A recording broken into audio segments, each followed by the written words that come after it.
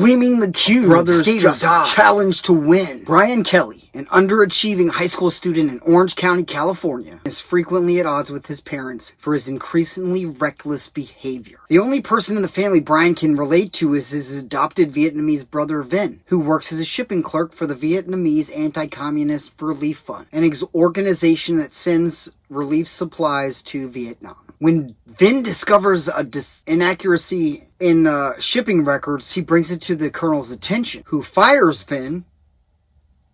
But undeterred, Vin sneaks into the medical warehouse and discovers the crates are full of guns. He's apprehended by Ed Lawndale. He's interrogated by Bobby Nguyen, who ends up accidentally killing him. And the colonel finds out. They hang Vin's body in the shower and make it look like a suicide. After the funeral, Brian finds a list of medical supplies, but investigating, he runs into the guy who killed his brother.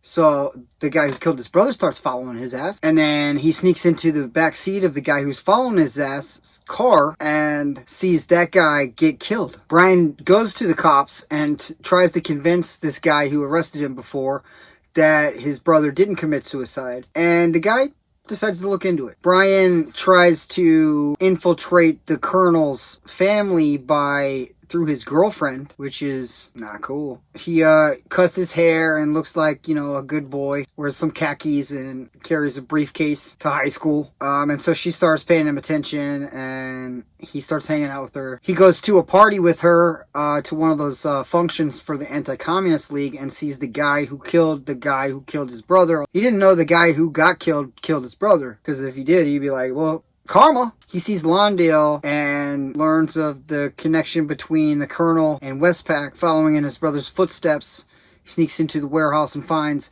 weapons. Brian causes an explosion, plants evidence to incriminate the dude, but the cop automatically knows he did it, so it says, stop blowing shit up. The colonel is worried that they're going to come get his family, so he sends his family to his brother's house. But the daughter just stays over at Brian's house, and when she's over there, she notices that her father's lighter is in his room, and she's like, yo, dude, why are you stealing shit from my house, bro? And then he tells her about the conspiracy. She confronts her father, and he admits it. Then Lawndale sends a group of Vietnamese motorcyclists to run Brian down in the street. The police apprehend the bikers, and Lucero confirms that Lawndale is the bad guy. Brian has his buddy Yabo build him a newer, faster skateboard because he's going to catch up with police cars on a skateboard. That isn't a hoverboard. Nope. Not a hoverboard. It's not a electric skateboard. Nope. They didn't exist back in 1989. It's just a skateboard that he's going to catch up to a bunch of fleeing criminals in a police car that are designed to be faster than normal cars to catch them. Okay.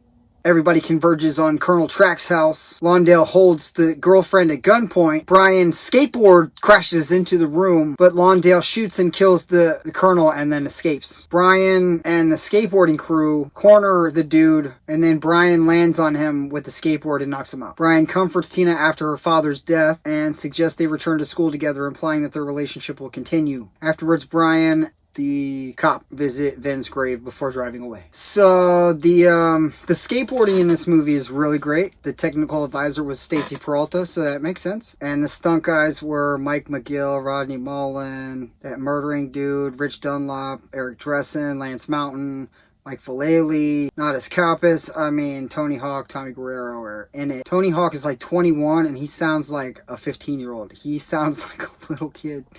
Yeah, the skateboarding in this movie is great. The story it sucks. When I saw this movie in the theater in 1989, it was awesome because there weren't any skateboarding movies. There was Thrashin', which was a dumb love movie that came 2-3 years before that, and then this movie, and that was it. So it opens with some skateboarding, and that's awesome, and you're just yeah, skateboard. It turns into this really dumb story about a kid who gets fired and is so dumb, you're dumb. He's just dumb.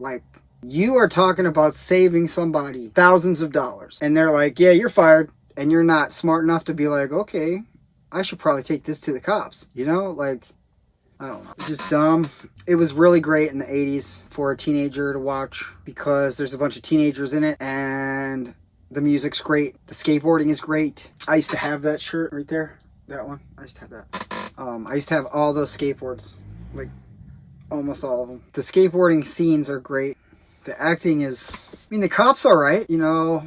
The brother's okay. Christian Slater's fine for like a teenager, I guess. But the story's just tired and old and not good. I wouldn't even put it up there with like a Sunday watch, you know. Like maybe like once every 10 years be like, oh, I watched that again. And it was... The skateboarding scenes were great. It's fun to see Tony Hawk as like his 21-year-old kid. And Tommy Guerrero and, you know, the rest of those cats. Like, Bones Brigade is all up in that. That's cool.